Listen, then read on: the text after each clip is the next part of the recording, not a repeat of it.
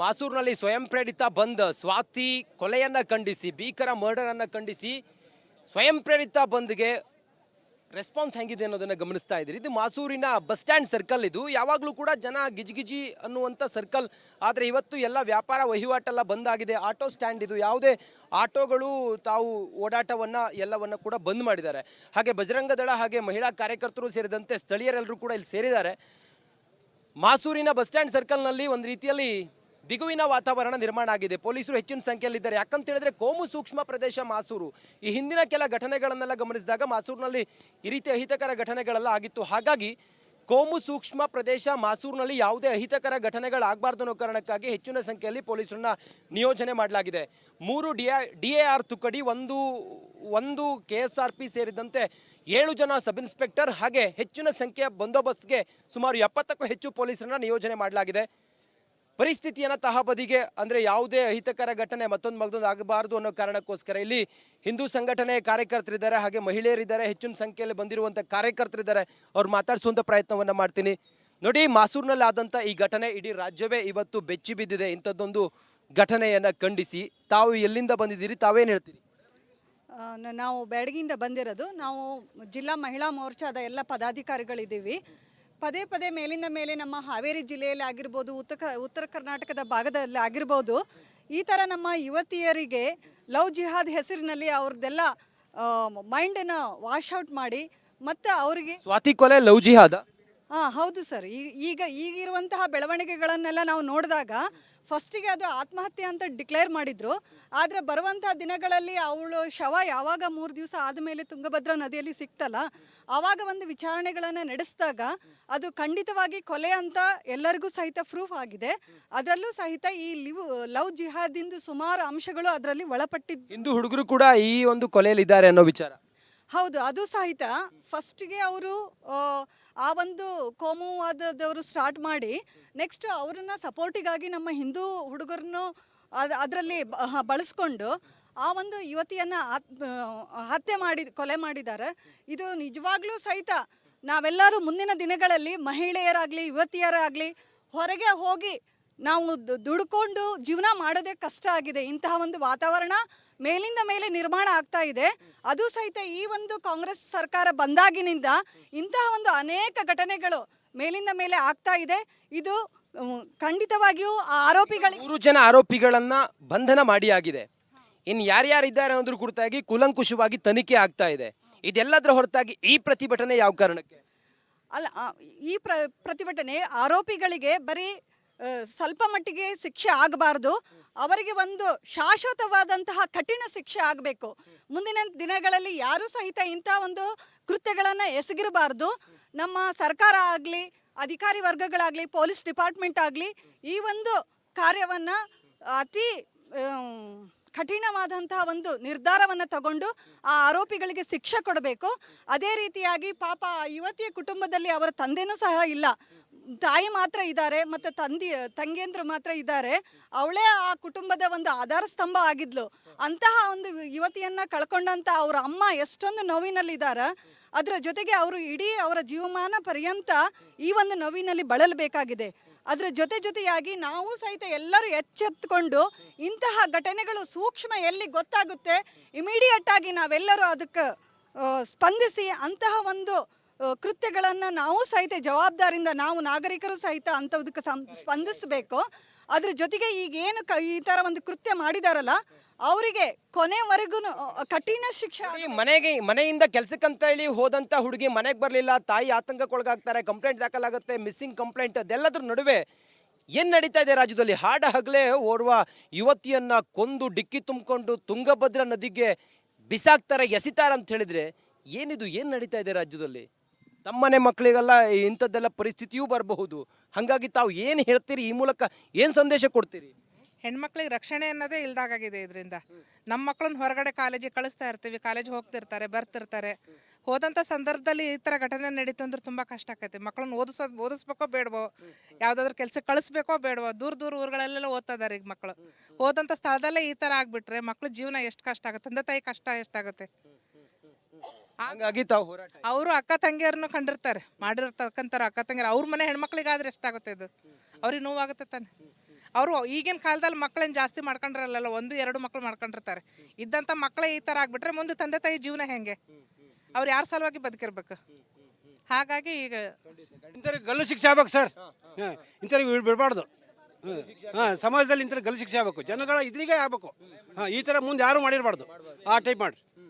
ಹಂಗಾಗಿ ತಾವೆಲ್ಲ ಇವತ್ತು ಆಕ್ರೋಶ ಹೊರ ಹಾಕ್ತೀವಿ. ಆಯ್ತು ಸರ್, ಆಯ್ತು ಸರ್. ನೋಡಿ, ಸತ್ಯಾಂಶ ಹೊರಗಡೆ ಬರಬೇಕು, ಗಲ್ಲು ಶಿಕ್ಷೆ ಆಗಬೇಕು ಅನ್ನೋದು ಇವರು ಒಕ್ಕೊಳರ ಆಗ್ರಹ. ಆ ಮೂಲಕ ಹೋರಾಟ ಕ್ಷಣ ಕ್ಷಣಕ್ಕೂ ಕೂಡ ಸೇರ್ತಾ ಇದ್ದಾರೆ ಕಾರ್ಯಕರ್ತರು, ಹಾಗೆ ಜನರು ಏರುಗತಿಯಲ್ಲಿ ಇಲ್ಲೆಲ್ಲ ಬಂದವರೆಲ್ಲರೂ ಕೂಡ ಆಕ್ರೋಶವನ್ನು ಹೊರಹಾಕ್ತಾ ಇದ್ದಾರೆ. ನೋಡೋಣ ಈ ಪ್ರಕರಣ ಯಾವ ಹಂತಕ್ಕೆ ಹೋಗುತ್ತೆ ಅನ್ನೋದನ್ನ. ಕ್ಯಾಮ್ರಾ ಪರ್ಸನ್ ಮಹೇಶ್ ಜೊತೆಗೆ ನಾನು ರಂಜಿತ್ ಶ್ರೀಯಾರ್. ಮಾಸೂರಿನಲ್ಲಿ ಸ್ವಯಂ ಪ್ರೇರಿತ ಬಂದ್, ಸ್ವಾತಿ ಕೊಲೆಯನ್ನ ಖಂಡಿಸಿ, ಭೀಕರ ಮರ್ಡರ್ ಅನ್ನ ಖಂಡಿಸಿ ಸ್ವಯಂ ಪ್ರೇರಿತ ಬಂದ್ಗೆ ರೆಸ್ಪಾನ್ಸ್ ಹೆಂಗಿದೆ ಅನ್ನೋದನ್ನ ಗಮನಿಸ್ತಾ ಇದ್ದೀರಿ. ಇದು ಮಾಸೂರಿನ ಬಸ್ ಸ್ಟ್ಯಾಂಡ್ ಸರ್ಕಲ್. ಇದು ಯಾವಾಗಲೂ ಕೂಡ ಜನ ಗಿಜಿಗಿಜಿ ಅನ್ನುವಂಥ ಸರ್ಕಲ್. ಆದರೆ ಇವತ್ತು ಎಲ್ಲ ವ್ಯಾಪಾರ ವಹಿವಾಟೆಲ್ಲ ಬಂದಾಗಿದೆ. ಆಟೋ ಸ್ಟ್ಯಾಂಡ್ ಇದು, ಯಾವುದೇ ಆಟೋಗಳು ತಾವು ಓಡಾಟವನ್ನ ಎಲ್ಲವನ್ನ ಕೂಡ ಬಂದ್ ಮಾಡಿದ್ದಾರೆ. ಹಾಗೆ ಬಜರಂಗ ದಳ ಹಾಗೆ ಮಹಿಳಾ ಕಾರ್ಯಕರ್ತರು ಸೇರಿದಂತೆ ಸ್ಥಳೀಯರೆಲ್ಲರೂ ಕೂಡ ಇಲ್ಲಿ ಸೇರಿದ್ದಾರೆ. ಮಾಸೂರಿನ ಬಸ್ ಸ್ಟ್ಯಾಂಡ್ ಸರ್ಕಲ್ನಲ್ಲಿ ಒಂದು ರೀತಿಯಲ್ಲಿ ಬಿಗುವಿನ ವಾತಾವರಣ ನಿರ್ಮಾಣ ಆಗಿದೆ. ಪೊಲೀಸರು ಹೆಚ್ಚಿನ ಸಂಖ್ಯೆಯಲ್ಲಿದ್ದಾರೆ. ಯಾಕಂತ ಹೇಳಿದ್ರೆ ಕೋಮು ಸೂಕ್ಷ್ಮ ಪ್ರದೇಶ ಮಾಸೂರು. ಈ ಹಿಂದಿನ ಕೆಲ ಘಟನೆಗಳನ್ನೆಲ್ಲ ಗಮನಿಸಿದಾಗ ಮಾಸೂರಿನಲ್ಲಿ ಈ ರೀತಿ ಅಹಿತಕರ ಘಟನೆಗಳೆಲ್ಲ ಆಗಿತ್ತು. ಹಾಗಾಗಿ ಕೋಮು ಸೂಕ್ಷ್ಮ ಪ್ರದೇಶ ಮಾಸೂರಿನಲ್ಲಿ ಯಾವುದೇ ಅಹಿತಕರ ಘಟನೆಗಳಾಗಬಾರ್ದು ಅನ್ನೋ ಕಾರಣಕ್ಕಾಗಿ ಹೆಚ್ಚಿನ ಸಂಖ್ಯೆಯಲ್ಲಿ ಪೊಲೀಸರನ್ನ ನಿಯೋಜನೆ ಮಾಡಲಾಗಿದೆ. 3 DAR ತುಕಡಿ, ಒಂದು KSRP ಸೇರಿದಂತೆ 7 ಜನ ಸಬ್ ಇನ್ಸ್ಪೆಕ್ಟರ್ ಹಾಗೆ ಹೆಚ್ಚಿನ ಸಂಖ್ಯೆಯ ಬಂದೋಬಸ್ತ್ಗೆ ಸುಮಾರು 70ಕ್ಕೂ ಹೆಚ್ಚು ಪೊಲೀಸರನ್ನ ನಿಯೋಜನೆ ಮಾಡಲಾಗಿದೆ. ಪರಿಸ್ಥಿತಿಯನ್ನು ತಹಬದಿಗೆ, ಅಂದರೆ ಯಾವುದೇ ಅಹಿತಕರ ಘಟನೆ ಮತ್ತೊಂದು ಆಗಬಾರದು ಅನ್ನೋ ಕಾರಣಕ್ಕೋಸ್ಕರ ಇಲ್ಲಿ ಹಿಂದೂ ಸಂಘಟನೆ ಕಾರ್ಯಕರ್ತರಿದ್ದಾರೆ, ಹಾಗೆ ಮಹಿಳೆಯರಿದ್ದಾರೆ, ಹೆಚ್ಚಿನ ಸಂಖ್ಯೆಯಲ್ಲಿ ಬಂದಿರುವಂಥ ಕಾರ್ಯಕರ್ತರಿದ್ದಾರೆ. ಅವ್ರು ಮಾತಾಡಿಸುವಂಥ ಪ್ರಯತ್ನವನ್ನು ಮಾಡ್ತೀನಿ. ನೋಡಿ, ಮಾಸೂರಿನಲ್ಲಿ ಆದಂಥ ಈ ಘಟನೆ ಇಡೀ ರಾಜ್ಯವೇ ಇವತ್ತು ಬೆಚ್ಚಿ ಬಿದ್ದಿದೆ. ಇಂಥದ್ದೊಂದು ಘಟನೆಯನ್ನು ಖಂಡಿಸಿ ತಾವು ಎಲ್ಲಿಂದ ಬಂದಿದ್ದೀರಿ, ತಾವೇನು ಹೇಳ್ತೀರಿ? ನಾವು ಬ್ಯಾಡಗಿಯಿಂದ ಬಂದಿರೋದು. ನಾವು ಜಿಲ್ಲಾ ಮಹಿಳಾ ಮೋರ್ಚಾದ ಎಲ್ಲ ಪದಾಧಿಕಾರಿಗಳಿದ್ದೀವಿ.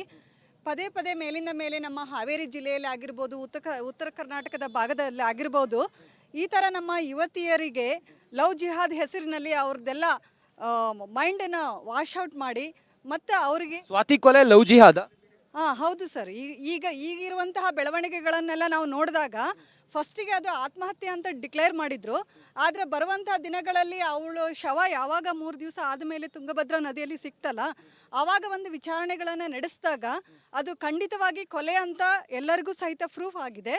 ಅದರಲ್ಲೂ ಸಹಿತ ಈ ಲವ್ ಜಿಹಾದಿಂದು ಸುಮಾರು ಅಂಶಗಳು ಅದರಲ್ಲಿ ಒಳಪಟ್ಟಿದ್ದು. ಹಿಂದೂ ಹುಡುಗರು ಕೂಡ ಈ ಒಂದು ಕೊಲೆಯಲ್ಲಿ ಇದ್ದಾರೆ ಅನ್ನೋ ವಿಚಾರ ಹೌದು. ಅದು ಸಹಿತ ಫಸ್ಟಿಗೆ ಅವರು ಆ ಒಂದು ಕೋಮುವಾದದವರು ಸ್ಟಾರ್ಟ್ ಮಾಡಿ ನೆಕ್ಸ್ಟ್ ಅವರನ್ನ ಸಪೋರ್ಟಿಗಾಗಿ ನಮ್ಮ ಹಿಂದೂ ಹುಡುಗರನ್ನು ಅದರಲ್ಲಿ ಬಳಸ್ಕೊಂಡು ಆ ಒಂದು ಯುವತಿಯನ್ನು ಕೊಲೆ ಮಾಡಿದ್ದಾರೆ. ಇದು ನಿಜವಾಗ್ಲೂ ಸಹಿತ ನಾವೆಲ್ಲರೂ ಮುಂದಿನ ದಿನಗಳಲ್ಲಿ ಮಹಿಳೆಯರಾಗಲಿ ಯುವತಿಯರಾಗಲಿ ಹೊರಗೆ ಹೋಗಿ ನಾವು ದುಡ್ಕೊಂಡು ಜೀವನ ಮಾಡೋದೇ ಕಷ್ಟ ಆಗಿದೆ. ಇಂತಹ ಒಂದು ವಾತಾವರಣ ಮೇಲಿಂದ ಮೇಲೆ ನಿರ್ಮಾಣ ಆಗ್ತಾ ಇದೆ. ಅದು ಸಹಿತ ಈ ಒಂದು ಕಾಂಗ್ರೆಸ್ ಸರ್ಕಾರ ಬಂದಾಗಿನಿಂದ ಇಂತಹ ಒಂದು ಅನೇಕ ಘಟನೆಗಳು ಮೇಲಿಂದ ಮೇಲೆ ಆಗ್ತಾ ಇದೆ. ಇದು ಖಂಡಿತವಾಗಿಯೂ ಆ ಆರೋಪಿಗಳಿಗೆ 3 ಜನ ಆರೋಪಿಗಳನ್ನ ಬಂಧನ ಮಾಡಿ ಆಗಿದೆ. ಇನ್ನು ಯಾರ್ಯಾರಿದ್ದಾರೆ ಅನ್ನೋದ್ರ ಕುರಿತಾಗಿ ಕೂಲಂಕುಷವಾಗಿ ತನಿಖೆ ಆಗ್ತಾ ಇದೆ. ಇದೆಲ್ಲದರ ಹೊರತಾಗಿ ಈ ಪ್ರತಿಭಟನೆ ಯಾವ ಕಾರಣಕ್ಕೆ? ಅಲ್ಲ, ಈ ಪ್ರತಿಭಟನೆ ಆರೋಪಿಗಳಿಗೆ ಬರೀ ಸ್ವಲ್ಪ ಮಟ್ಟಿಗೆ ಶಿಕ್ಷೆ ಆಗಬಾರ್ದು, ಅವರಿಗೆ ಒಂದು ಶಾಶ್ವತವಾದಂತಹ ಕಠಿಣ ಶಿಕ್ಷೆ ಆಗಬೇಕು. ಮುಂದಿನ ದಿನಗಳಲ್ಲಿ ಯಾರೂ ಸಹಿತ ಇಂತಹ ಒಂದು ಕೃತ್ಯಗಳನ್ನು ಎಸಗಿರಬಾರ್ದು. ನಮ್ಮ ಸರ್ಕಾರ ಆಗಲಿ, ಅಧಿಕಾರಿ ವರ್ಗಗಳಾಗಲಿ, ಪೊಲೀಸ್ ಡಿಪಾರ್ಟ್ಮೆಂಟ್ ಆಗಲಿ ಈ ಒಂದು ಕಾರ್ಯವನ್ನು ಅತಿ ಕಠಿಣವಾದಂತಹ ಒಂದು ನಿರ್ಧಾರವನ್ನು ತಗೊಂಡು ಆ ಆರೋಪಿಗಳಿಗೆ ಶಿಕ್ಷೆ ಕೊಡಬೇಕು. ಅದೇ ರೀತಿಯಾಗಿ ಪಾಪ ಯುವತಿಯ ಕುಟುಂಬದಲ್ಲಿ ಅವರ ತಂದೆನೂ ಸಹ ಇಲ್ಲ, ತಾಯಿ ಮಾತ್ರ ಇದ್ದಾರೆ ಮತ್ತು ತಂಗಿಯಂದ್ರು ಮಾತ್ರ ಇದ್ದಾರೆ. ಅವಳೇ ಆ ಕುಟುಂಬದ ಒಂದು ಆಧಾರ ಸ್ತಂಭ ಆಗಿದ್ಲು. ಅಂತಹ ಒಂದು ಯುವತಿಯನ್ನ ಕಳ್ಕೊಂಡಂತ ಅವರ ಅಮ್ಮ ಎಷ್ಟೊಂದು ನೋವಿನಲ್ಲಿದ್ದಾರೆ. ಅದರ ಜೊತೆಗೆ ಅವರು ಇಡೀ ಅವರ ಜೀವಮಾನ ಪರ್ಯಂತ ಈ ಒಂದು ನೋವಿನಲ್ಲಿ ಬಳಲಬೇಕಾಗಿದೆ. ಅದರ ಜೊತೆಯಾಗಿ ನಾವು ಸಹಿತ ಎಲ್ಲರೂ ಎಚ್ಚೆತ್ತುಕೊಂಡು ಇಂತಹ ಘಟನೆಗಳು ಸೂಕ್ಷ್ಮ ಎಲ್ಲಿ ಗೊತ್ತಾಗುತ್ತೆ ಇಮಿಡಿಯೇಟ್ ಆಗಿ ನಾವೆಲ್ಲರೂ ಅದಕ್ಕೆ ಸ್ಪಂದಿಸಿ ಅಂತಹ ಒಂದು ಕೃತ್ಯಗಳನ್ನು ನಾವು ಸಹಿತ ಜವಾಬ್ದಾರಿಯಿಂದ ನಾವು ನಾಗರಿಕರು ಸಹಿತ ಅಂಥದಕ್ಕೆ ಸ್ಪಂದಿಸಬೇಕು. ಅದ್ರ ಜೊತೆಗೆ ಈಗೇನು ಈ ಥರ ಒಂದು ಕೃತ್ಯ ಮಾಡಿದಾರಲ್ಲ ಅವರಿಗೆ ಕೊನೆವರೆಗೂ ಕಠಿಣ ಶಿಕ್ಷೆ. ಮನೆಯಿಂದ ಕೆಲಸಕ್ಕಂತ ಹೇಳಿ ಹೋದಂತ ಹುಡುಗಿ ಮನೆಗೆ ಬರಲಿಲ್ಲ, ತಾಯಿ ಆತಂಕಕ್ಕೊಳಗಾಗ್ತಾರೆ, ಕಂಪ್ಲೇಂಟ್ ದಾಖಲಾಗುತ್ತೆ, ಮಿಸ್ಸಿಂಗ್ ಕಂಪ್ಲೇಂಟ್. ಅದೆಲ್ಲದ್ರ ನಡುವೆ ಏನ್ ನಡೀತಾ ಇದೆ ರಾಜ್ಯದಲ್ಲಿ? ಹಾಡ ಹಗಲೇ ಓರ್ವ ಯುವತಿಯನ್ನ ಕೊಂದು ಡಿಕ್ಕಿ ತುಂಬಿಕೊಂಡು ತುಂಗಭದ್ರಾ ನದಿಗೆ ಬಿಸಾಕ್ತಾರೆ, ಎಸಿತಾರೆ ಅಂತ ಹೇಳಿದ್ರೆ ಏನಿದು? ಏನ್ ನಡೀತಾ ಇದೆ ರಾಜ್ಯದಲ್ಲಿ? ತಮ್ಮನೆ ಮಕ್ಕಳಿಗೆಲ್ಲ ಇಂಥದ್ದೆಲ್ಲ ಪರಿಸ್ಥಿತಿಯೂ ಬರಬಹುದು. ಹಾಗಾಗಿ ತಾವು ಏನು ಹೇಳ್ತೀರಿ? ಈ ಮೂಲಕ ಏನು ಸಂದೇಶ ಕೊಡ್ತೀರಿ? ಹೆಣ್ಮಕ್ಳಿಗೆ ರಕ್ಷಣೆ ಅನ್ನೋದೇ ಇಲ್ದಾಗಿದೆ ಇದರಿಂದ. ನಮ್ಮ ಮಕ್ಕಳನ್ನ ಹೊರಗಡೆ ಕಾಲೇಜಿಗೆ ಕಳಿಸ್ತಾ ಇರ್ತೀವಿ, ಕಾಲೇಜ್ ಹೋಗ್ತಿರ್ತಾರೆ, ಬರ್ತಿರ್ತಾರೆ. ಹೋದಂಥ ಸಂದರ್ಭದಲ್ಲಿ ಈ ಥರ ಘಟನೆ ನಡೀತು ಅಂದ್ರೆ ತುಂಬ ಕಷ್ಟ ಆಕೈತಿ. ಮಕ್ಕಳನ್ನ ಓದಿಸ್ಬೇಕೋ ಬೇಡವೋ, ಯಾವುದಾದ್ರೂ ಕೆಲಸಕ್ಕೆ ಕಳಿಸ್ಬೇಕೋ ಬೇಡವೋ, ದೂರ ದೂರ ಊರುಗಳಲ್ಲೆಲ್ಲ ಓದ್ತಾ ಇದಾರೆ ಈಗ ಮಕ್ಕಳು. ಹೋದಂಥ ಸ್ಥಳದಲ್ಲೇ ಈ ಥರ ಆಗ್ಬಿಟ್ರೆ ಮಕ್ಳ ಜೀವನ ಎಷ್ಟು ಕಷ್ಟ ಆಗುತ್ತೆ, ತಂದೆ ತಾಯಿ ಕಷ್ಟ ಎಷ್ಟಾಗುತ್ತೆ. ಹಾಗಾಗಿ ತಾವು ಹೋರಾಟ ಅವರು ಅಕ್ಕ ತಂಗಿಯರನ್ನು ಕಂಡಿರ್ತಾರೆ, ಮಾಡಿರ್ತಕ್ಕಂಥವ್ರು ಅಕ್ಕ ತಂಗಿಯರು. ಅವ್ರ ಮನೆ ಹೆಣ್ಮಕ್ಳಿಗಾದ್ರೆ ಎಷ್ಟಾಗುತ್ತೆ ಇದು? ಅವ್ರಿಗೆ ನೋವಾಗುತ್ತೆ ತಾನೆ. ಅವರು ಈಗಿನ ಕಾಲದಲ್ಲಿ ಮಕ್ಕಳೇನು ಜಾಸ್ತಿ ಮಾಡ್ಕೊಂಡ್ರಲ್ಲ, 1-2 ಮಕ್ಳು ಮಾಡ್ಕೊಂಡಿರ್ತಾರೆ. ಇದ್ದಂಥ ಮಕ್ಕಳೇ ಈ ಥರ ಆಗ್ಬಿಟ್ರೆ ಮುಂದೆ ತಂದೆ ತಾಯಿ ಜೀವನ ಹೆಂಗೆ? ಅವ್ರು ಯಾರ ಸಲುವಾಗಿ ಬದುಕಿರ್ಬೇಕು? ಹಾಗಾಗಿ ಈಗ ಇಂಥವ್ರಿಗೆ ಗಲ್ಲು ಶಿಕ್ಷೆ ಆಗ್ಬೇಕು ಸರ್. ಇಂಥವ್ರಿಗೆ ಬಿಡಬಾರ್ದು. ಸಮಾಜದಲ್ಲಿ ಇಂಥವ್ರಿಗೆ ಗಲ್ಲು ಶಿಕ್ಷೆ ಆಗ್ಬೇಕು, ಜನಗಳ ಇದ್ರಿಗೆ ಆಗ್ಬೇಕು. ಈ ಥರ ಮುಂದೆ ಯಾರು ಮಾಡಿರಬಾರ್ದು, ಆ ಟೈಪ್ ಮಾಡಿ. ಹಾಗಾಗಿ ತಾವೆಲ್ಲ ಇವತ್ತು ಆಕ್ರೋಶ ಹೊರ ಹಾಕ್ತೀವಿ. ಸರ್ ಆಯ್ತು ಸರ್. ನೋಡಿ, ಸತ್ಯಾಂಶ ಹೊರಗಡೆ ಬರಬೇಕು, ಗಲ್ಲು ಶಿಕ್ಷೆ ಆಗಬೇಕು ಅನ್ನೋದು ಇವರು ಒಕ್ಕೊಳರ ಆಗ್ರಹ. ಆ ಮೂಲಕ ಹೋರಾಟ ಕ್ಷಣ ಕ್ಷಣಕ್ಕೂ ಕೂಡ ಸೇರ್ತಾ ಇದ್ದಾರೆ ಕಾರ್ಯಕರ್ತರು, ಹಾಗೆ ಜನರು ಏರುಗತಿಯಲ್ಲಿ ಇಲ್ಲೆಲ್ಲ ಬಂದವರೆಲ್ಲರೂ ಕೂಡ ಆಕ್ರೋಶವನ್ನು ಹೊರಹಾಕ್ತಾ ಇದ್ದಾರೆ. ನೋಡೋಣ ಈ ಪ್ರಕರಣ ಯಾವ ಹಂತಕ್ಕೆ ಹೋಗುತ್ತೆ ಅನ್ನೋದನ್ನ. ಕ್ಯಾಮ್ರಾ ಪರ್ಸನ್ ಮಹೇಶ್ ಜೊತೆಗೆ ನಾನು ರಂಜಿತ್ ಶ್ರೀಯಾರ್.